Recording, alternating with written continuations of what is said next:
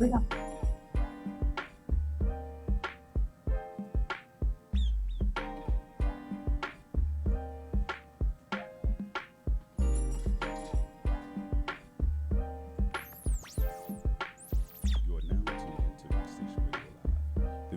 opinions of the guests and the hosts you hear on Mixed Station Radio Live are not necessarily those of the staff and the management of Mixed Station Radio Live, its sponsors, or advertisers. Not really, no. No, not really. No.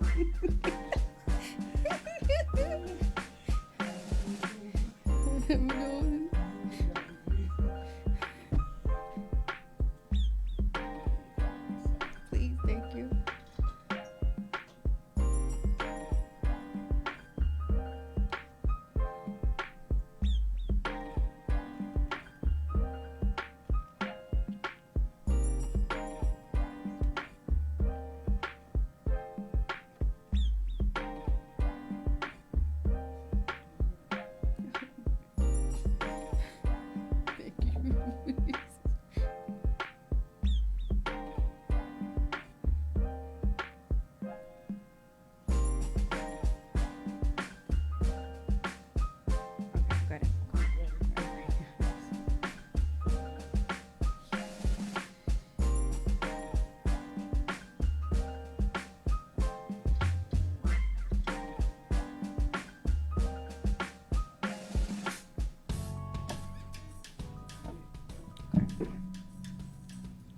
Hi everybody, how are you guys doing today? This is Cynthia Hale with Guidance to a Good Heart. This is such a good show today because we are talking about human trafficking, sex trafficking, labor trafficking, and I know you guys are seeing me here today.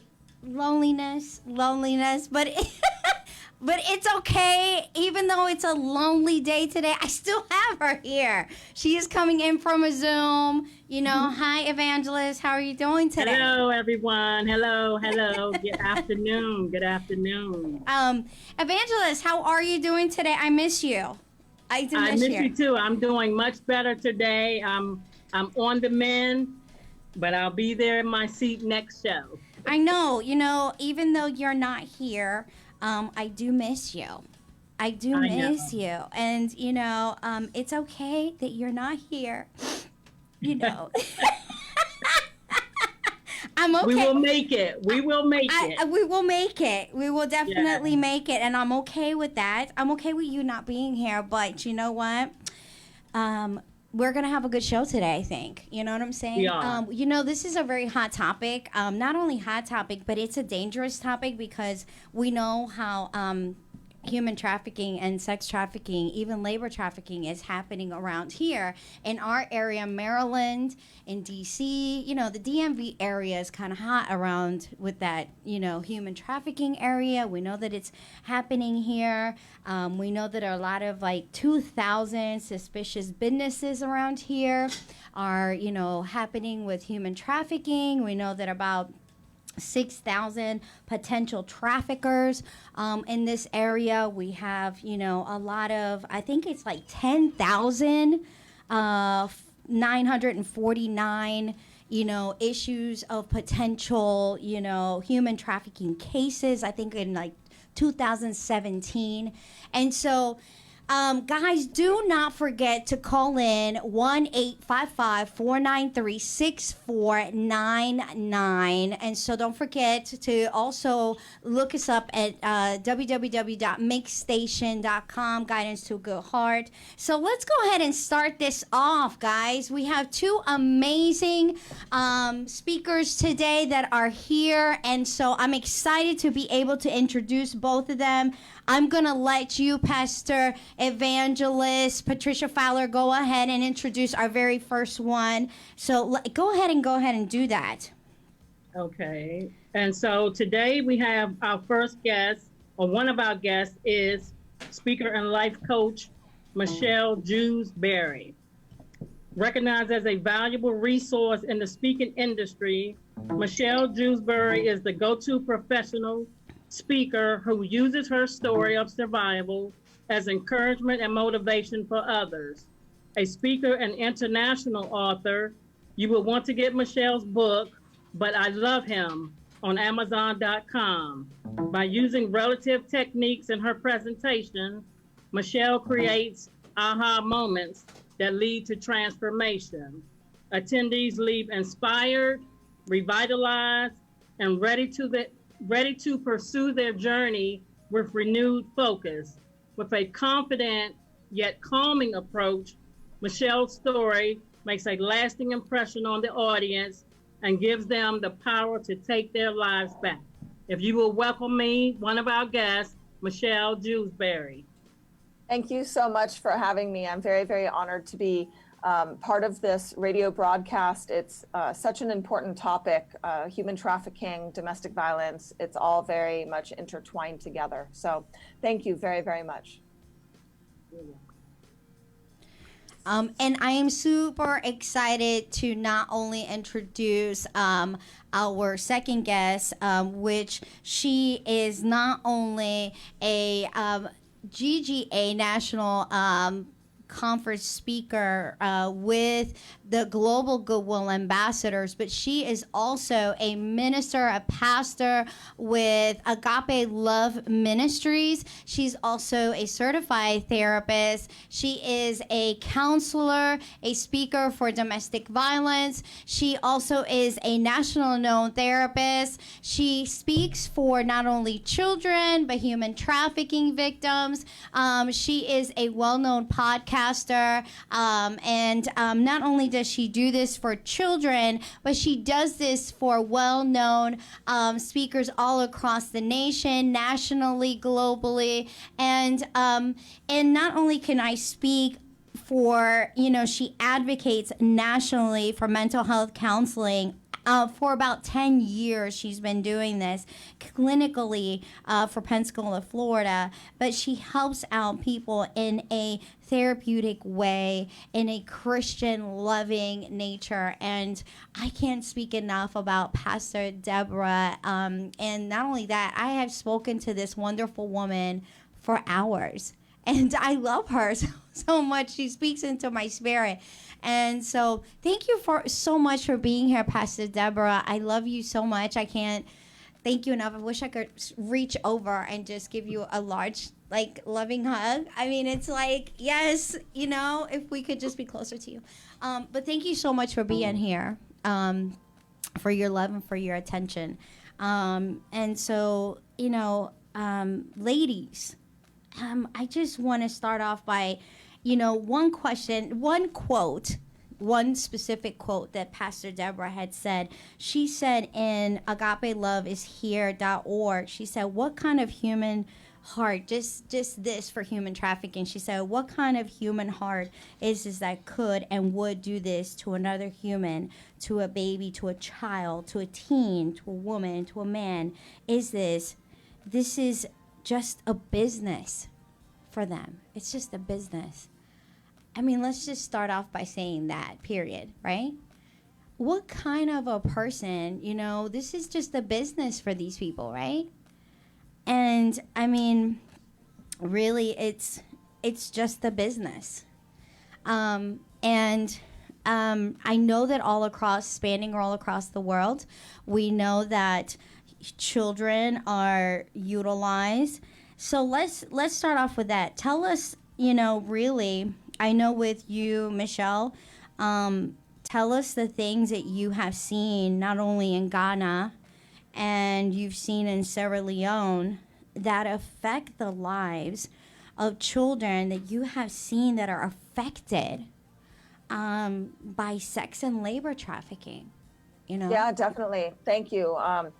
So if your audience doesn't know a bit about me, I'm a survivor of domestic violence, and I'm CEO and founder of a nonprofit organization called Unsilenced Voices, where we work in Ghana and Sierra Leone, and just expanded to Rwanda this month, which is great because we're expanding in the pandemic. That's awesome. And then we're also fiscal sponsors for 2 organizations, one in Nepal, the other one in the Netherlands. And we're expanding to the US as soon as the world opens back up so we can do a live event. Wow. But in regards to human trafficking, one of our partners in the United States is the Child Liberation Foundation.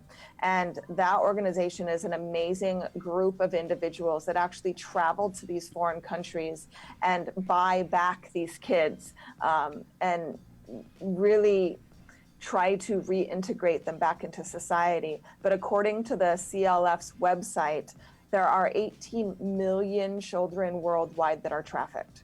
And the one thing that we need to be fully aware of is the number one consumer of human trafficking worldwide are white American men.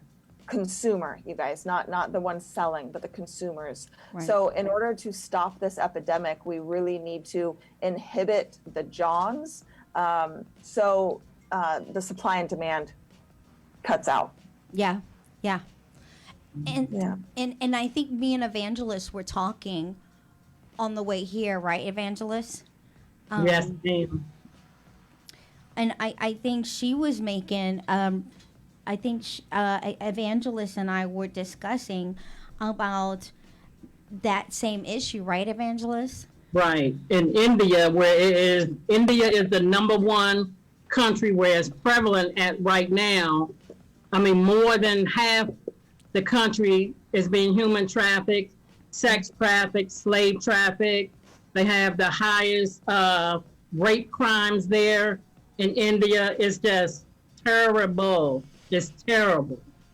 I was fortunate enough, and I've been to Hyderabad, India, and I was doing work with an organization called Back to Back, and I experienced firsthand the discrimination to women, especially young girls, and they, a lot of the men over there just disregard us, that we are just put on this planet to procreate.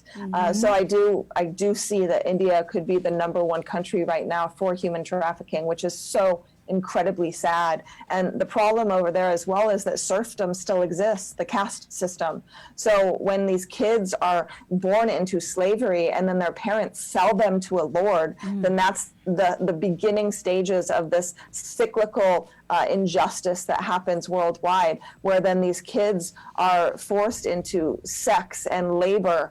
And then our organization in Nepal actually buys these children back at over 600 euros per head in order to get them off the streets. Wow. And it's also said that the kids, because they are started so young, that they get the mindset of, you keep it hush, you don't say anything about it. This is just what we do. So to them, they see it as being normal for a young kid to be having sex with multiple people and things like that. And that is not normal. It's not normal. Yeah. Very true. Yeah. And Pastor Deborah, let me ask you a question. Because the kids are utilized in such a, young age like that, potentially, what is not so much the diagnoses, but potentially what is the harm that could cause a child that potentially so young, in that age range, that it could harm that child, especially if it's so young in that age, how can that, can it harm that child, whether it be anxiety, depression, what it can do to that child? Okay, good question. Coming from the mental health world, which I understood mental health problems as biological disease. When you have human trafficking, sex trafficking, domestic violence with children, number one, biological changes happen in the brain. And a lot of that's due to head concussions, due to all the cortisol, the adrenaline, the dopamine, the flight or fight, adrenaline going off all the time. Memory is affected, so you have a biological damage to a young child. The brain will not grow as it was intended to. And in the soul part, or the mental health part, you have a lot of distortion and abuse.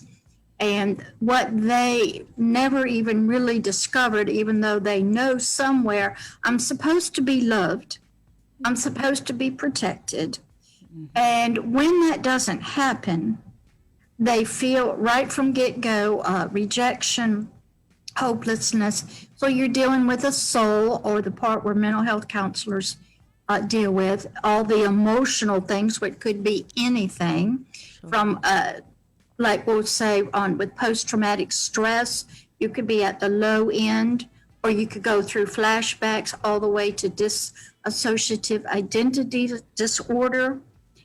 Then spiritually, you have issues as far as going into trances, out-of-body experiences, fragmenting oneself, and the spirit then looks at love or acceptance in a very distorted way, and it will believe whatever God the culture has, that it's not a loving God. Right. And if you throw in the abuse from a pastor or a rabbi or something, and they sanction this, which in a lot of things they do, even in genital mutilization, it's so that there'll be no pleasure in sex. And you can have all three areas affected, all three permanently damaged, lack of growth, understanding. And so when you're helping them to heal, you need people involved that know the medical things. Yeah. If there's been hits to the head, you could have head concussions. If there's been improper diet, you could have just lack of growth. And you could also, if there's drugs and alcohol, the body's addicted to that, there's zoning out. Then you need a person that understands all the mental and emotional part that has been twisted, perverted. What was supposed to be love turned out not to be love. And of course, the abusive words and living in fear. So that all has to be dealt with. Wow. So I always look at it, we got three parts.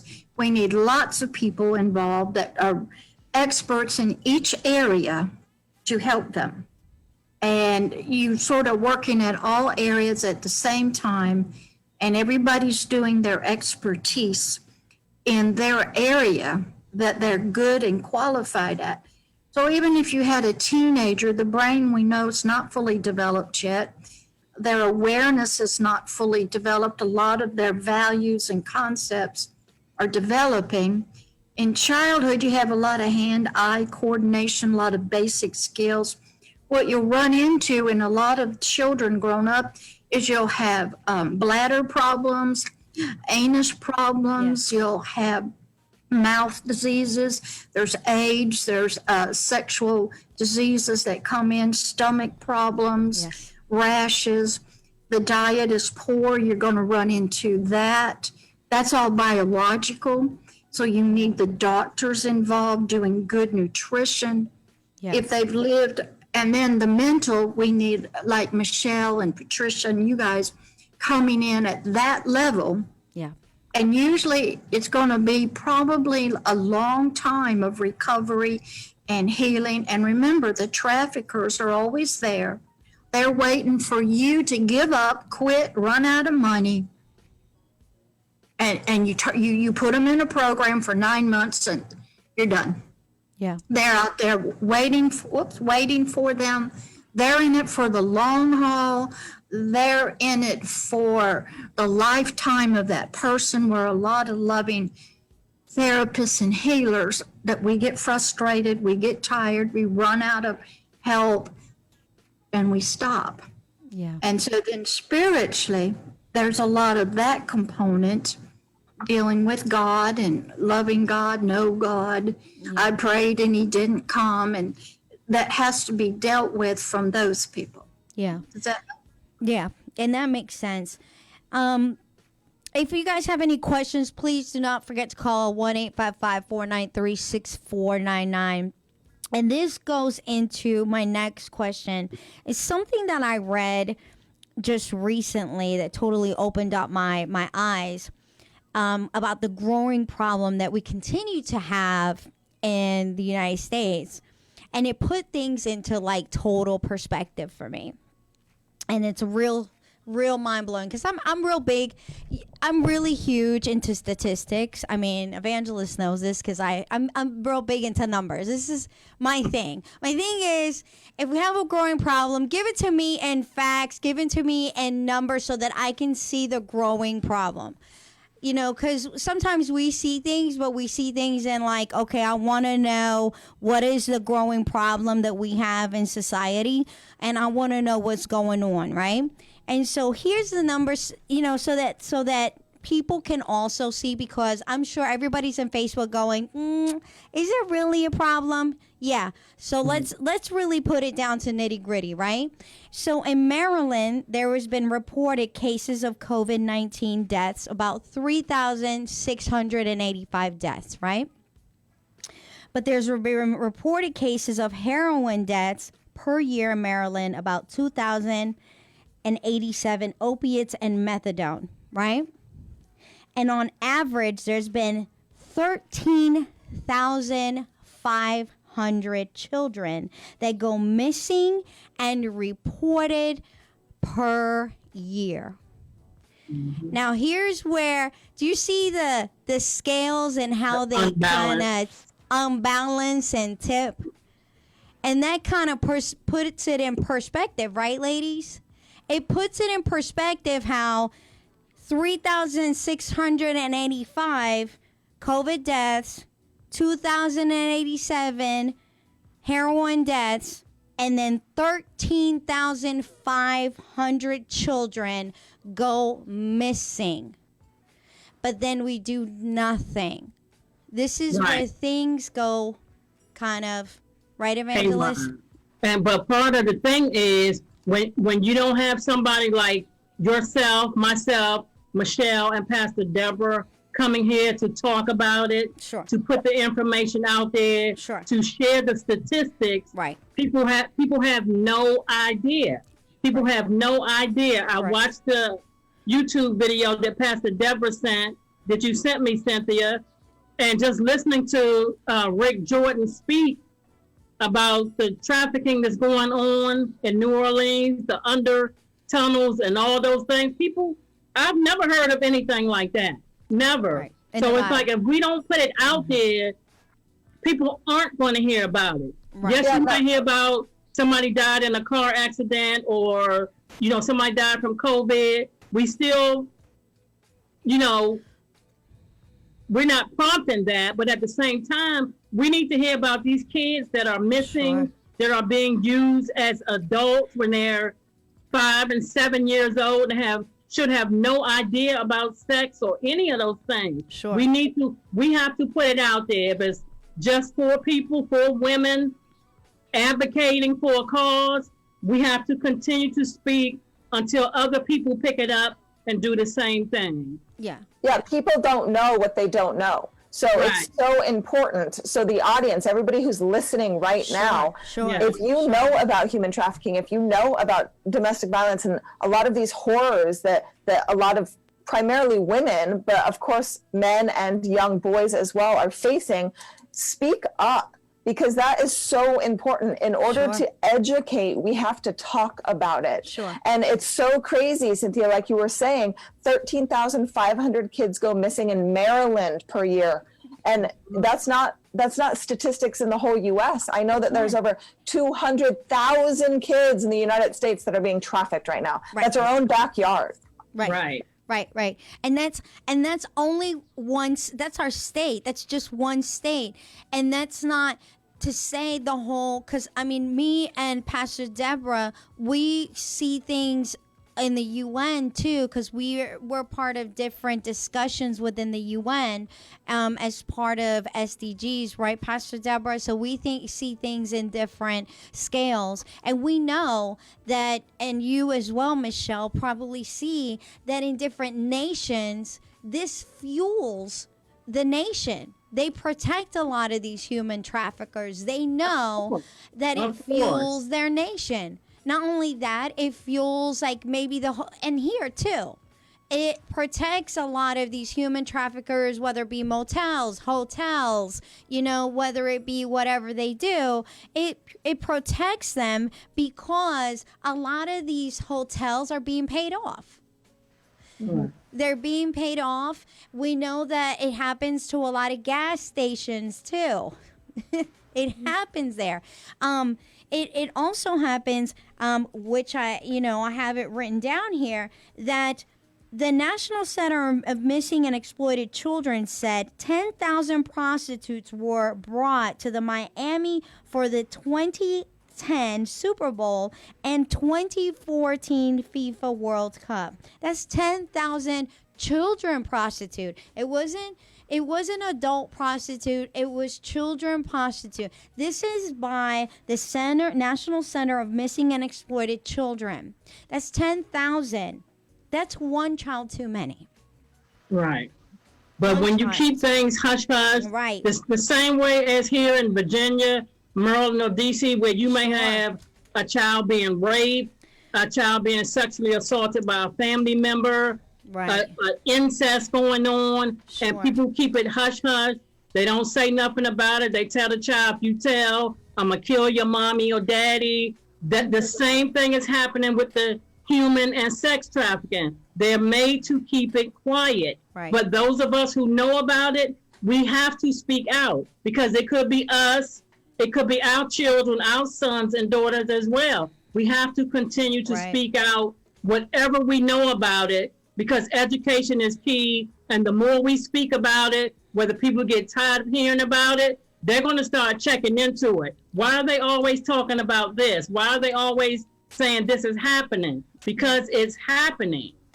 Yeah, well, the more we speak up about it, the faster we can stop this epidemic. And like Pastor Deborah said, it's very hard for these kids then to transition into adulthood after being severely abused and used, right? Yes. So there's a lot of mental and emotional defects and disorders that a lot of these kids then grow up with once they're finally rescued from human trafficking. So in order to stop all this, we really have to stop it in its tracks and stop all these Johns wanting to go and purchase kids. I mean, if you are going to the streets and if you're purchasing a sex worker, a prostitute, I don't like saying that word, they're most likely being forced to do that. Definitely. That's something that most people don't understand, is that most of those kids and young adults out there are being forced to have sex, even though you think that they like it. Right. Yeah.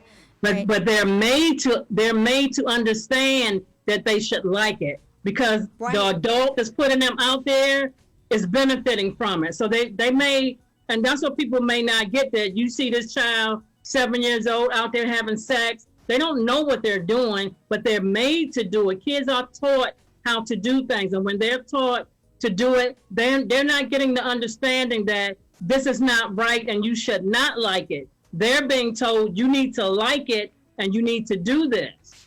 Right. So here's a great question. What do we feel we can do to lead more strategic planning that will help vulnerable communities gain resources and maybe skills to do advocacy against more issues of human sex, labor, and human trafficking, and maybe disparity communities or even any communities? Because we've noticed that a lot of children that are maybe taken are in more disparate communities, and the higher numbers are within Black, brown, and other Latino communities. And so what can we do as a strategic planning and resources that we as advocates can do to maybe spread awareness? What can we do, whether it be legislatively, judicially? What can we do? Well, I truly believe that education is the key. So being able to come in and sensitize different communities, but I also think that collaboration is the key for sustainable change worldwide, no matter where you are. So if you run an organization or are part of an organization who advocates against human trafficking and child trafficking, partner with other organizations and affiliates and political leaders in order to put this out there, make people more aware. And once you partner together, there's more resources that we can provide to those who are afflicted by human trafficking. I agree. Yeah. And, you've made a great assessment in that, because, I wanted to ask Pastor Deborah, I was looking at a statistic that I was actually explaining to evangelists as we were coming. I said, they were saying that only 20% of our responders really are not trained in human trafficking.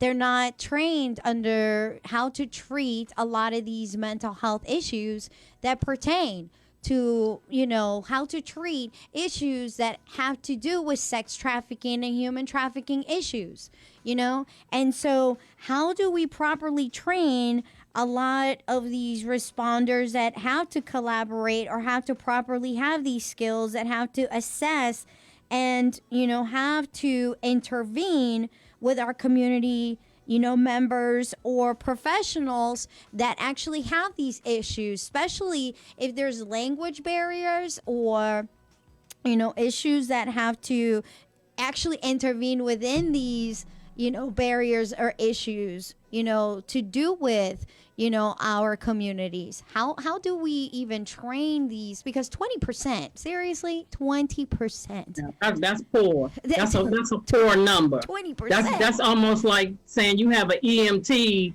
that's only trained 10% to know what to do if something happens. I mean, Pastor Deborah, what can we do? I kind of had to leave it to you because you're a trained professional. I mean, what can we do?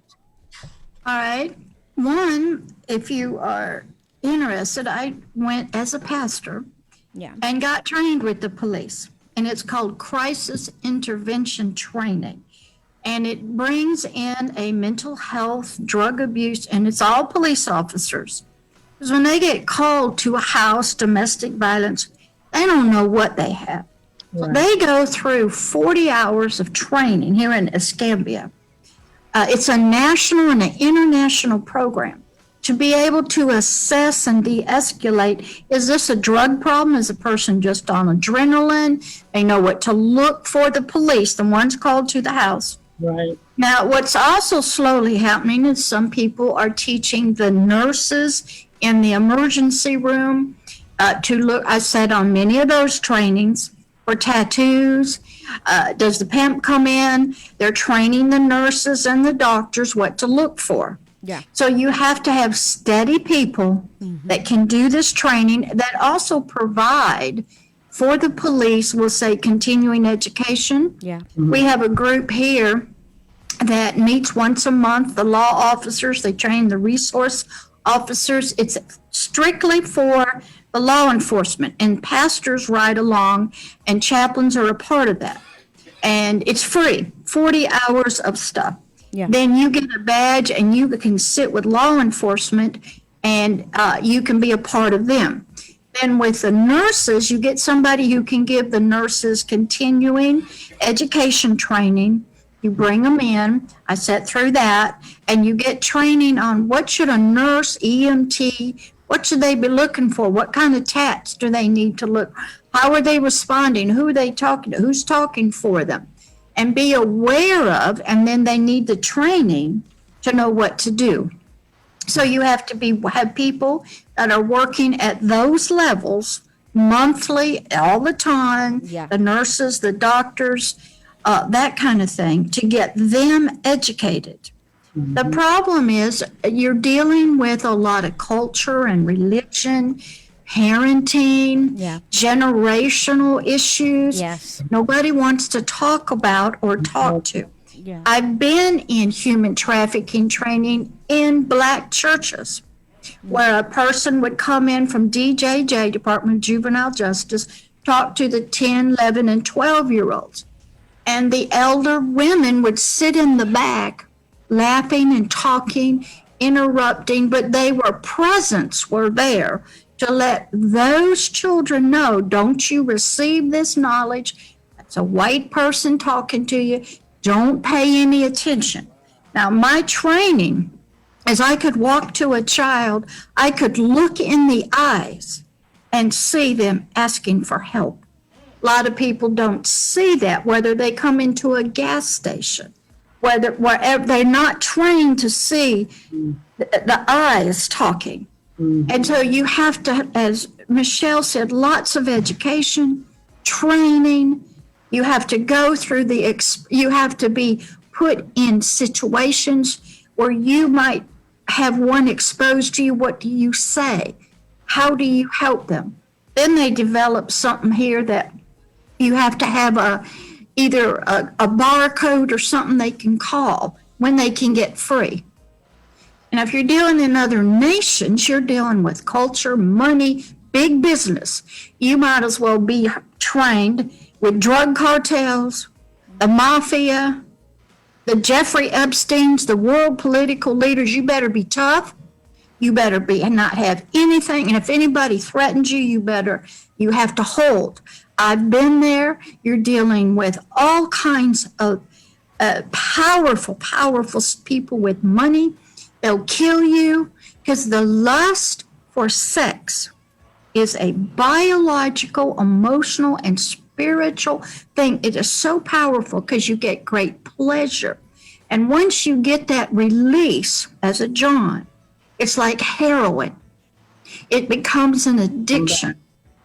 Now, in some cultures, the men are afraid of AIDS.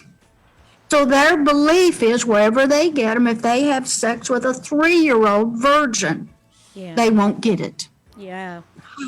Where does that come in? Is that religious? Is that culture? Is that what they were taught by their dads? So you're talking, and then in some countries, the woman is to take care of and finance the whole family. And she ends up in a brothel. She's making money. Yeah. Her brother, you have to work, you have to do that. Now, doesn't like it, but her job is to be the money winner. Yeah. Well, how do you change that? Is that a law? Yeah. Is that a culture? Yeah. You're getting into deep generational ancestor caste systems. So you have to be, as Michelle said, education in all of those areas. Yeah. And when you go into other countries, the culture, the faith, the religion, what are the desires that are driving this? Yeah. It's sex, Yeah, it is. orgasm. Yeah, it And is. people want that. It actually is a heroin. It's an addiction. Yeah. Okay? And it's because people don't have peace. They want to feel pleasure and good. Yeah. Okay? And also they need some dominance and some control. So like I said, in some cultures, you have sex with a 3-year-old. Yeah. Then there's, as we know through religion, there's child brides. Okay? So you're dealing with, are these uneducated people? No, you're dealing with a powerful life thing in us.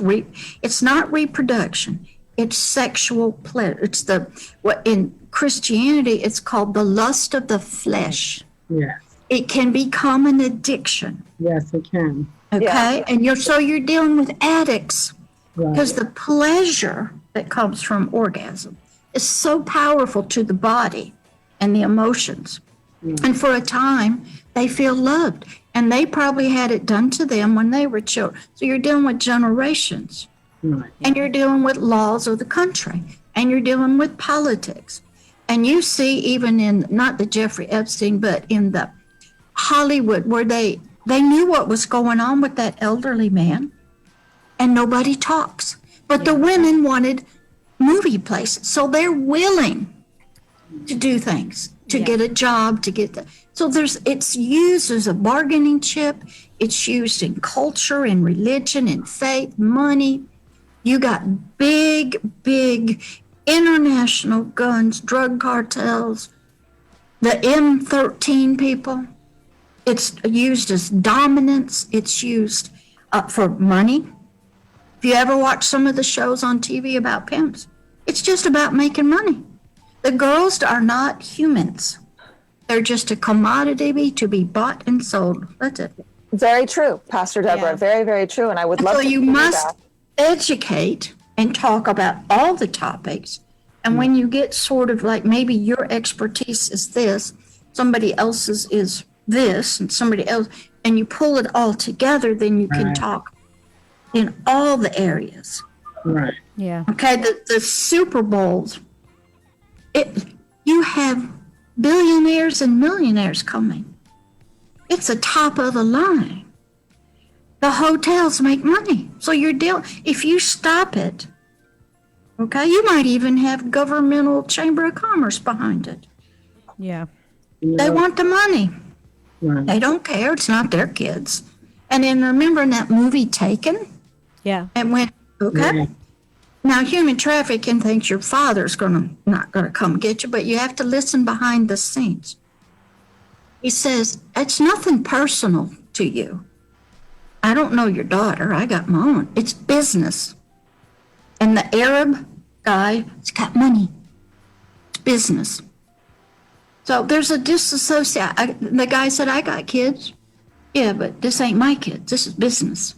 So you're dealing with a different mindset. Business-oriented people, sexually oriented people, we'll just call them addicts for pleasure, dominance. How do you deal with that? Is education a part of it? Yes. They need help and treatment? Yes. Yeah. Okay, is it a crime? In some countries it is, in others it's not. Yeah. Yeah. But that's the whole thing, the education. Each one of you mentioned that education is needed. We need to start doing education at a young age. And the more educated a child is about certain things, that's going to help too. That's just like our guest we had last week, Miss Christy Sykes did the My Body is My Body program. And I went through the training myself. If we teach kids at a young age, this is right, this is wrong. I know some people don't think their kids understand to a certain level, and that's okay. But you have to meet them where they are. We have to be able to reach kids, a 4-year-old on a 4-year-old level, to help them know in their mind, if somebody touched their private parts, this is not okay. And so we have to come up with things. The My Body is My Body program came up with different songs that you can teach children and adults to make them understand and be aware. Awareness. Education plus awareness is what's going to help. In addition to the mental training, all those other domestic violence training, all those other aspects of it that we need, but it has to start at a young age, at school, at home. So when they go out to some concert and they see some man being overly friendly, I'm a teenager and I got some grown man trying to be friends with me, that's not okay. So we have to make them aware however we can, young, older, we have to put it out there. Yeah. This is one way because we're talking about it, and we hope that everyone that sees it gets something and take something back and share with someone else. But education and awareness is the number one remedy. Yeah. Yeah, remedy for sure. And to piggyback off of what both of you guys were saying is that you're right. A lot of people don't see what's going on, but they also choose not to look at the problem. Right. I've spoken to so many individuals where they are nonchalant about these awful things that happen in society. But the thing is they're more prevalent than not. Yeah. And it's so important to educate. So I live in Los Angeles, California. I live in Hollywood. I originally moved to Hollywood, California to pursue an acting career. So just like what Pastor Deborah was saying, yes, in the Hollywood industry, there is a lot going on, right? And you have to stay hush hush. There are casting couches. I've been asked multiple times to do things that I didn't want to do, and I did not do them.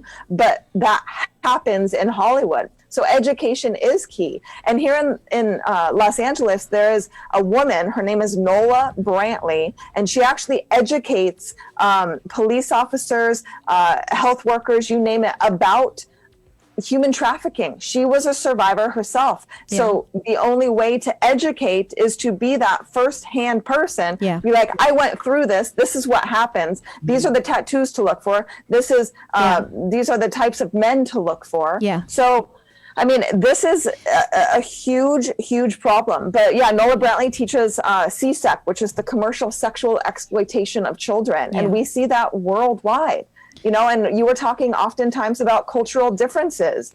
I remember going into Ghana and going to a tribe in Ghana, the Timine tribe, I believe it is, and a woman coming up to me and saying, you know, if my husband doesn't beat me, that means he doesn't love me. That's right. Right? So, and then you're talking about female genital mutilation. Well, unfortunately, that is the mindset. I talk to a lot of women in Sierra Leone where they want to get rid of the clitoris so that you don't enjoy sex because of promiscuity, because of trafficking, because they don't want their girls to be a human being. Yeah, and I agree with you. I also did a virtual summit in Sierra Leone, and they asked me to do it on human trafficking, and because I told them, they said, please, can you just do a virtual summit in Sierra Leone for us, virtually?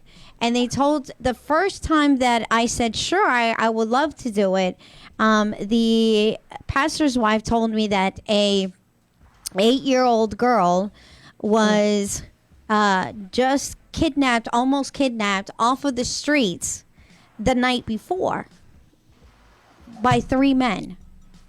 And the pastor's wife and 3 women had to literally, she says, you know, we're taking over the streets, but it's a fight in Sierra Leone because these men, they are, you know, they're dangerous. They don't care. They do it in the middle of the streets. In the middle of the streets, they will grab these girls. They don't care the age. They don't care. They really just don't. It don't matter the age for them, you know? And I agree with Michelle. They do. They will mutilate themselves because they're done. And she was a pastor. She says, we're trying to take over. And it's the women. They're trying to take over Sierra Leone because they want to fight back. They're just like, we want to fight back. We want to take over. We're done with these little girls being taken from us. Right. You know? But they have to understand that what's being wrongly done doesn't mean mutilate your child to prevent them from going through that. This is where education needs to come in, because they're still not fair to those girls that get mutilated by their mothers because they want to protect them. I understand that. I have a daughter. I wanted to shield her from domestic violence. I didn't want her to go what I went through, and I made sure she knew the signs, what to look for, that she was aware if she felt anything or saw anything that was in any type of way that looked, if I saw her with her male friend and he was playing with her but had his hands around her neck, no, I do not accept that, and you're not going to accept that. So we have to make them aware. As a parent, we always want to protect our children, sons and daughters. I have sons as well, but we need to make sure we're educating them properly. We wouldn't want to mutilate our children from enjoying something that is supposed to be pleasurable for them when they get married and have a mate and want to have kids and all that. We don't want to take that away from them. But at the same time, I understand when they're in a dire place, they want to help their children, and if they can't enjoy it, then maybe they won't be attacked or taken or trafficked. Yeah. So we have to, again, the parents need education as well to understand. Yeah. You don't do some things, even if you think you're helping them, it's going to hurt them down the line. Yeah. Yeah, and FGM is such a hard thing to talk about, especially in different cultures. And I've had firsthand experience. I've gotten into arguments with women who take their young girls and get female genital mutilation done on them. Yes. And, they try to tell me the reasoning behind why it's okay. And they often, even times, Pastor Deborah, use the Bible as an excuse to get it done. Yes. But it is education, because you don't know what you don't know. Yeah, You really yeah. don't. And That's not in the Bible. Let me Yeah. tell you that. I Yes. know, And right? I'm a I know. licensed and ordained minister. That's Yes. not in Not the in the Bible. Bible. Not I at know. all. Not at I know. all. I kind of wanted to. I'm kind of glad that we went into this whole education thing because moving into a new subject. I know that there's some red flags out there that we kind of have to look for, especially going into COVID-19. Now everything is more on a virtual level. Everybody's kind of like, hey, we have to keep our kids well aware. But, everybody, all our kids are looking into their computers for everything now. But what are some, human trafficking signs specifically that we really need to make sure that we look out for? And I know that there's some common apps that parents really need to make sure that they have to ensure they keep their eyes on, specifically away from traffickers, and watch out for. And if you don't know them, it's okay. If you do, I would love for you guys to share those specifically for our listeners, because a lot of people don't know. A lot of parents don't know, and we want to make sure that they know these things.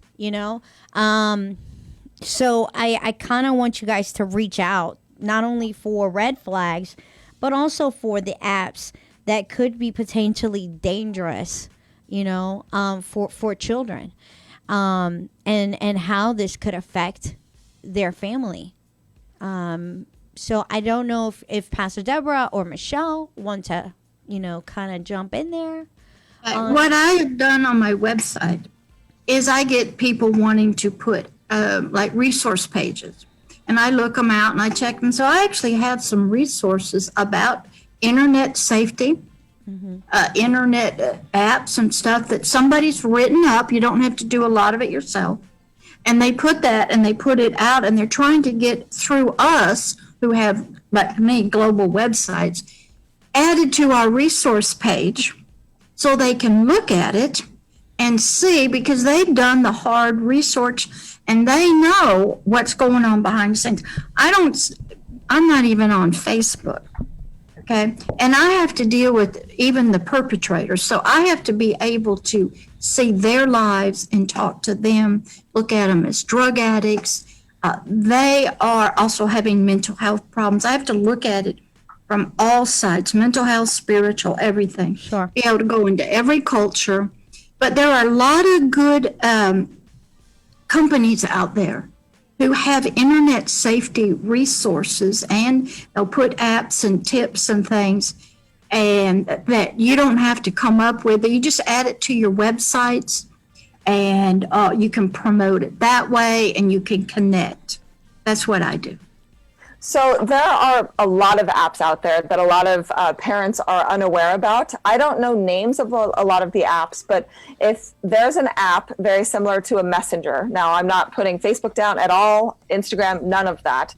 But if there's an app where you can communicate with another individual, then those are potentially harmful. So this is why it's so important to educate your kids about what is okay for somebody like you were saying, Patricia, what is okay for somebody to say to you. Sure. So if there's a grown man who is trying to talk to your 12-year-old daughter, and your 12-year-old daughter is like falling and hiding things in her phone, there are actual apps where you can hide different apps within apps. So those are the things that you need to look for. Those are the things that you need to Google and be more aware of. And then that's how a lot of traffickers get our kids. That's how a lot of kids get trapped in abusive relationships. It's an awful, awful thing. But the thing is human trafficking is like a $300 billion industry. Yeah. Right. It is. It's unbelievable how much money can be made. So yeah, definitely look at those apps in order to end that. Yeah. And But I also think it's important that parents that have young kids or teenage kids that have iPhones, check their phones. A lot of parents, I know some kids that have had an iPhone at the age of 7 or 8. I'm 55 years old and I just got an iPhone. But they have to check behind their kids because some people just say, oh, they're just using the internet. Well, the internet is worldwide and that can lead to so many things. My granddaughter was here and she has an iPhone and I checked her phone to see if she had any, unknown text messages or if she's sending any messages like with her name, address, her surroundings, or if anybody's asking those kind of things. I talk to her about it to make sure she understands. Or if somebody says, well, Shania, send me your address, but let's just keep this between me and you. Right. No, there is no secrets between anyone. Yeah. We don't keep any secrets. Yeah. So if your child is getting something like that, you have to be careful when I don't know, me, I'm a type of parent, I'm going to check. If you're in my house, I'm checking it. Yeah. I'm checking it. Yeah. So I think that's important. Yeah. Adults, whatever, I'm going to check it. But for a child and teenager, you have to check what's going on in their phone because they know how to hide some of the apps. They know how to hide some of the apps too. Yeah, and I kind of wanted to, I'm glad that you said that. The reason why I said that is in Sarasota, Florida, a sheriff's department arrested 25 men that were having sex with children and prompting children over 15 apps in August of 2019. And these apps, just a couple of these apps, just to keep some of our listeners aware, whether you didn't know or you did know.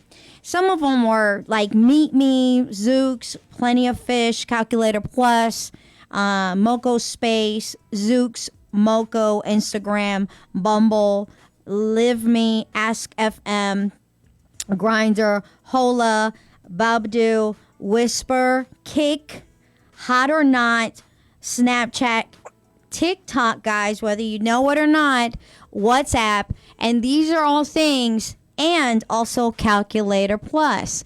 And with Calculator Plus, guys, you can just hit the Calculator Plus twice, and your child will hide everything from nude pictures all the way to hidden messages. And just to let you know, those 25 men, they were talking back and forth to children from the ages of 7 years old all the way to ages 16. And these men are now being held for, I think, 11 years, 3 months federal prison. And I just wanted to let you know, another man in Tampa, Florida was trafficking a 14-year-old and a 17-year-old, and he is also spending about 11 years in prison. And he was having a sex party at a hotel and sold these girls for $190 an hour. And these were being trafficked over apps. And so I just wanted to let you know that if you are not watching your children because of red flags, that you are not utilizing your potential for watching your children. There are things that you can do by watching your child and utilizing the signs that you know. And there was a symposium that an evangelist did called Knowing Your Worth. And you know that your worth is important as a parent, as a child, as a teenager. It's important to know that you are important, and what you do, whether it's a male, whether it's a female, whether you're an aunt or an uncle, whether you are a grandmother, it doesn't matter. You are important in this world. You motivate, and I kind of wanted to quote you, Michelle, if you don't mind. You said something that it was like 3 tips that was something so miraculous for me. You said, 1, work it while you learn it. You said 2, show it up to blow it up. Take the steps to faith, something positive in faith while it happens. And 3, be persistent consistently. Always do it. Do the work. If you want to succeed, always have it to be consistent. And you know what? Everything in life is consistency. It's about being consistent in being able to address the issues of human trafficking, of sex trafficking, of the issues that we have in this world, whether it be domestic violence, whether it be human trafficking, whether it be mental health, like Pastor Deborah does, whether it be podcasting, whether it be whatever the issues are in this world. And I want to give a little bit of space to Michelle because she wants to address something that she does so amazing with Unsilenced Voices. So I know that you do such amazing work, and I want to give you a little bit of space because I know that you had, I know that you do some amazing stuff, but I wanted to ask you a question. I know that you had said something that you were wanting to give to us as to our listeners.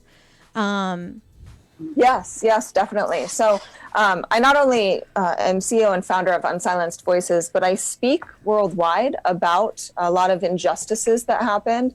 But what's the hardest part about dealing with survivors and victims is the reintegration back into society. Yes. The mental health, right? Being able to recover from what you've endured.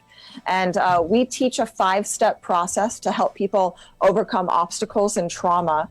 And that 5-step process, I would love to gift to your audience. Now, this text opt-in only works if you're in the United States. So I'll also give out my my email address for Unsilenced Voices as well if you are abroad listening to this broadcast.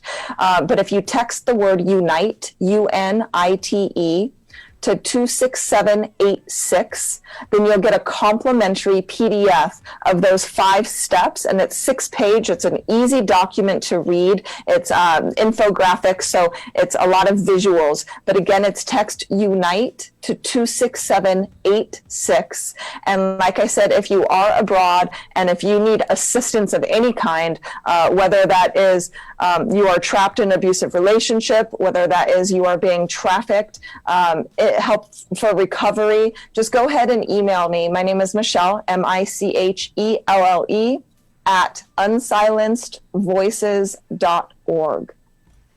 And Michelle, we'll be making sure that we put that information on this broadcast, and we will make sure to put that information on the YouTube as well, and that way everyone makes that we'll get that information as well. So we'll get all of this information not only on the YouTube, we'll make sure to get all this information on MixStation as well, so that everyone will get it. Remember, guys, it's Unite at 26763. Is that correct? No, 26786. 86. I got 26786. it. Yes. 86. So you guys don't forget it's Unite 26786, and don't forget that you guys can go ahead and get all this information. Michelle is amazing. I also thank you guys. Make sure that you also get into Agape Love Ministries as well. You can go into her Pastor Deborah's website. Go into www.agapeloveishere.org. Is that correct, Pastor Deborah? Yes, ma'am. And so go ahead and go in there. She's got an amazing podcast. It's on every single spectrum. It's on iTunes. It's on Spotify. You can hear her and get all her information as well. She does an amazing YouTube as well, and you can get all her information there. Again, it's www.agapeloveishere.org, and you can hear all her information. She also has a lot of downloads. You can also get all of her lesson plans as well. She's got a good curriculums for learning mental health, learning all her information about domestic violence, about sex information, about sex trafficking, human trafficking, learning about domestic violence, learning about ministry as well, learning things about wonderful ministry, and learning things that will feed your heart and feed your soul, and how you can get into loving others and loving compassionately and empathy. And please go into her website, and also go into Unsilenced Voices and learn a little bit more about what Unsilenced Voices is all about. And there compassion and their empathy and how they're saving those that are across. I know that you guys have 2 shelters now. I saw that you guys had 2 shelters, one in Ghana and one in Sierra Leone. Is that correct? And then I know that you guys are opening up another one. So what we do is educational sensitization meetings. Okay. We, like I said in the beginning, we believe in collaboration. So we partner with organizations that are led by Ghanaian and Sierra Leonean natives. Okay. So we have partnered with an organization called the ARC Foundation in Ghana. So we help supplement the shelter there. So we help with costs. And then Commit and Act Foundation, we are talking about starting a joint shelter together, not only for survivors of domestic violence, but also sex trafficking and sexual abuse over there as well, which is really great. So we definitely need help. You can donate at a bit.ly link. It's really easy, bit.ly/donate unsilenced voices. That's awesome. Yeah, so we'll put all that information for you guys. So please go on in there, and we will have all that information on our YouTube, so you guys can go ahead and get all that information there. Make sure that you look all that up, and you will also get all of that information on our pages as well, on Guidance to a Good Heart, and also on our personal page. I'm excited you guys were here. Thank you so much for everything. Evangelist, I miss you. I know. It's different, but next time it'll be the same. Thank you guys for being here. Like I always say, guys, thank you for listening to. Don't forget to also go to MixStation, www.mixstation.com. Don't only just listening to our radio station, but also listen to other radio stations at this awesome radio station, MixStation.com. Go here all the time. It's not only on our Heart Radio, but also on Spotify, YouTube, and other radio stations. And come on in, not only to us, but other radio stations. Thank you so much for being here today. And like I always say, you are beautiful, you are lovely, I love you, and thank God that God loves you too. Bye, guys. Have a wonderful night. Bye. Bye. Thank you. Deborah. Bye, Thank you. guys. Thank you for being here, guys. Thank you.